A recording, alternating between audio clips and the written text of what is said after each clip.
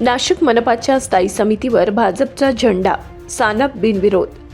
नाशिक महानगरपालिकेच्या स्थायी समिती सभापती पदाची निवडणूक बिनविरोध पार पडली असून भारतीय जनता पक्षाचे मच्छिंद्र सानप यांची नाशिक महापालिकेच्या स्थायी समिती सभापतीपदी बिनविरोध निवड करण्यात आली आहे.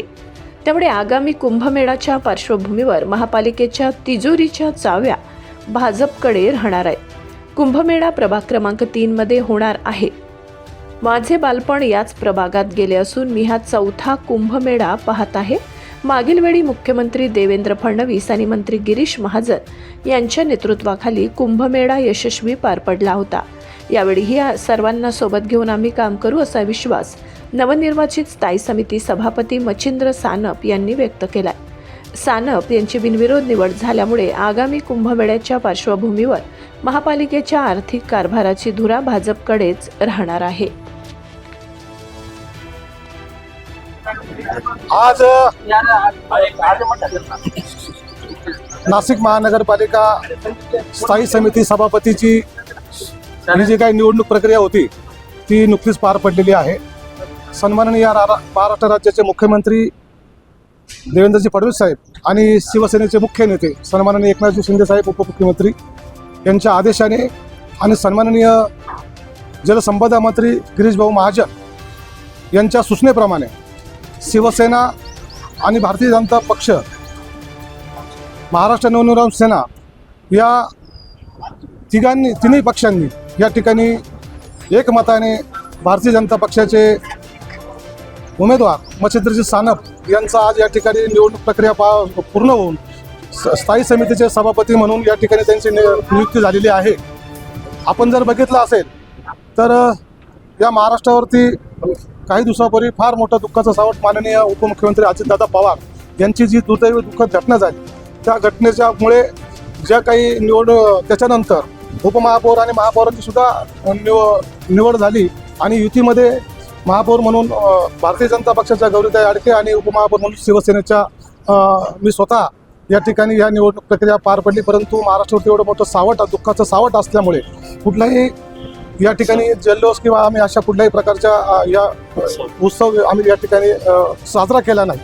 आणि ही घटना एवढी मोठी आहे त्यापुढे या सगळ्या परंतु हे असताना निवडणूक प्रक्रिया ही पार होणं गरजेचं होतं. आणि म्हणून आज एकमताने आणि बिनविरोधपणे या ठिकाणी मच्छिंद्रजी सानप हे महानगरपालिकेचे सभापती म्हणून आज या ठिकाणी घोषित झालेले आहे. येणाऱ्या काळामध्ये माननीय ज्या युतीचं जे काही ध्येय आहे आणि येणारा सिंहस्थ कुंभमेळा या पार्श्वभूमीवरती एक संगत मताने सर्वांना सोबत घेऊन सबका साथ सबका विकास हे ध्येय धरून ठेवून या नाशिक शहराचा विकास आपल्याला येणाऱ्या काळामध्ये दिसेल.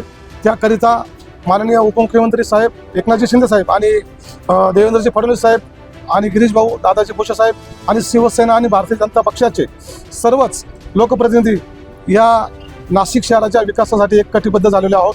आणि आमचा एकमेव अजेंडा आहे फक्त आणि फक्त विकासावर बोलायचं, विकासाचं काम करायचं आणि नागरिकांना निवडणुकीच्या काळामध्ये जे काही वरिष्ठांनी शब्द दिलेले आहेत ते पूर्ण करण्यासाठी. आणि येणाऱ्या सिंहस्थ कुंभमेळ्याच्या पार्श्वभूमीवरती हा सिंहस्थ कुंभमेळा हा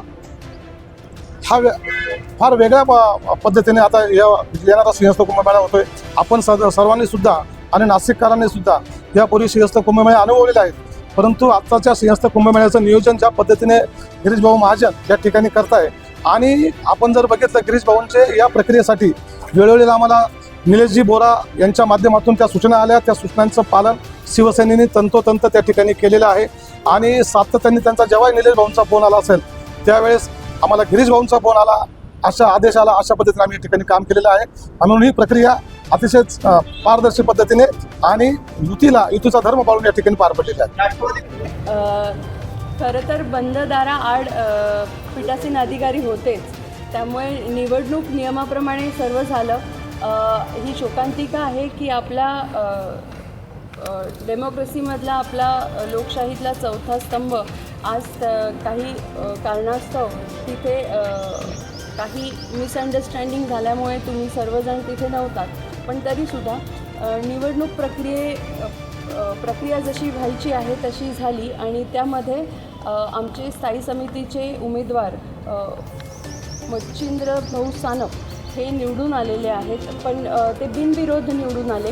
कारण समोर असलेले त्यांना ज्यांनी आव्हान दिलं होतं, मुकेशजी शहाणे यांनी त्यांची जेव्हा माघारीचा वेळ त्यांना देण्यात आला तेव्हा त्यांनी माघार घेतली आहे. त्यामुळे राष्ट्रवादीने दावा केलेला होता, त्यांची समजूत कशी काढण्यात आलेली आहे, पुढे 5 वर्ष त्यांना सामावून घेतलं जाणार आहे. राष्ट्रवादीने हा दावा केला होता की महायुतीमध्ये त्यांनी खरं तर सुरुवातीला जेव्हा महापौर निवडणूक बिनविरोध झाली त्याच वेळेस त्यांनी बिनशर्त असा पाठिंबा दिलेला होता.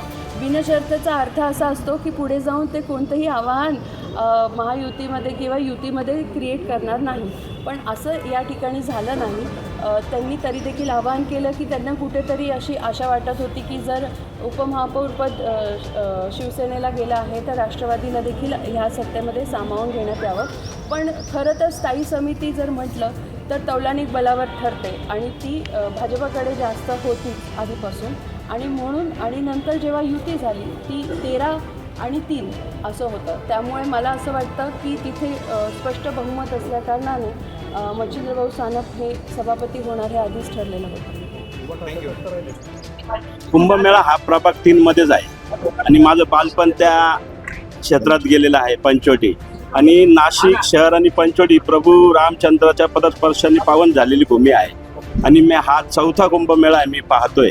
माझे वडील माजी आमदार माझे गुरुवर्य बाळासाहेबजी सानप 2014-15ला ते आमदार होते. त्यांनी असेल आणि आमचे देवेंद्रजी फडणवीस असतील आणि आमचे कुंभमेळा मंत्री गिरीश भाऊ महाजन असतील, यांनी मागच्या वेळेस एक चांगले यशस्वीरित्या कुंभमेळा पार पाडला.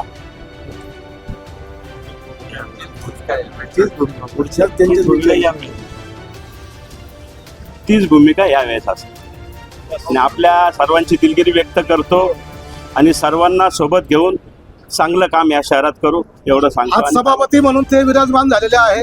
आता ही विकासाची धोरणात आपण सुरू झालेली आहे. वेळोवेळी आपल्या सगळ्यांना सोबत घेऊन आपल्या सुद्धा सूचना घेऊन आपण विकासाच्या मुद्द्यावर